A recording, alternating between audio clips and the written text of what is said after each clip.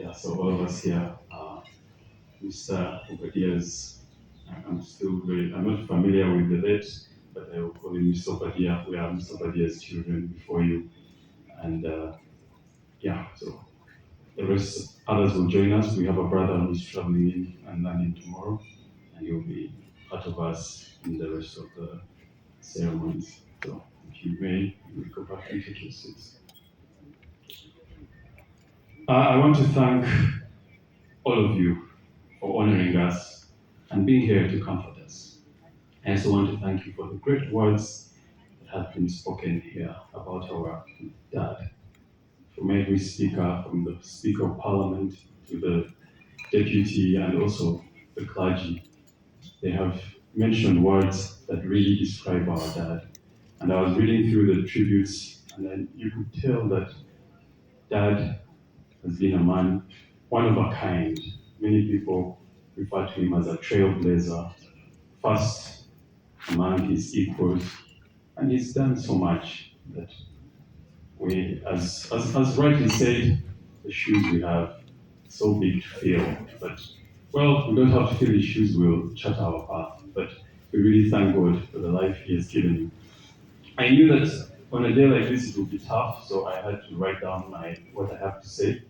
But before I read out my words or my speech, I just want to give you a history of what happened before the Lord called our beloved dad.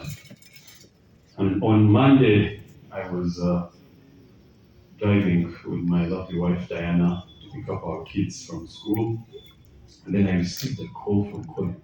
This young man here is our youngest brother, but he's tough like nails. So his voice was weak, and he said, "Howard, I think we may have to travel to Mbarara." I said, "What's wrong?" "I think Dad has collapsed." So I parked the car, and then Diana asked me, "Should I drive?" I said, "Please." So we drove slowly, and we got home. And anyway, we rallied each other. Then Isia jumped in his car, and we all met, and we drove to Mbarara. We were four people, we were joined by our young sister Danielle, you saw her here. So we all drove. We were all quiet in the car driving. And then we reached Mara around 2 a.m. and we found our mom with Mr. Winston Kasha seated in that ICU bar. Very tough scene, I remember. And we did whatever we did, but we knew that that place wasn't the one that Dad had to stay. So we quickly mobilized a helicopter to repatriate him to Kampala. Unfortunately, they couldn't fly in the night, so very early in the morning, we got a chopper from Bar Aviation, got him to Mulago, and by the time he left Bara, they said his cautious levels was still good, 14 out of 15, so we had a lot of hope. I tried relentlessly, I tried to call some of his friends. I called Uncle Barnabas, I called Uncle Fenny, they were all out of the country. And I called anyway, but we did what we did. We got the chopper, we got him to Mulago. We got to Mulago, Dennis and I drove back. This was 35 hours no sleep. We drove back, Colin and Mom came in the chopper. We reached Mulago, there was a meeting. As soon as I entered that meeting, I realized that this Mulago, whatever they're saying, was going to delay us. So I called Colin out of the meeting. We met the ED and said, we are taking our dad in Nairobi. Spoke with Mom, she said, that's the decision. So we called for an air ambulance, came, picked him up, and then the team went to Nairobi. A big team went, about 6 people, Danny, Gabby, Colin, Gloria, Auntie Joy, they all flew to Nairobi. And then, of course, the challenges started. That night when Colin arrived, again, I told you he's a very tough man, but I heard his voice, it was cracked. At about 1 a.m., he told me, "Howard, Zay has deteriorated." I'm like, what? I just switched off the phone, I didn't sleep again.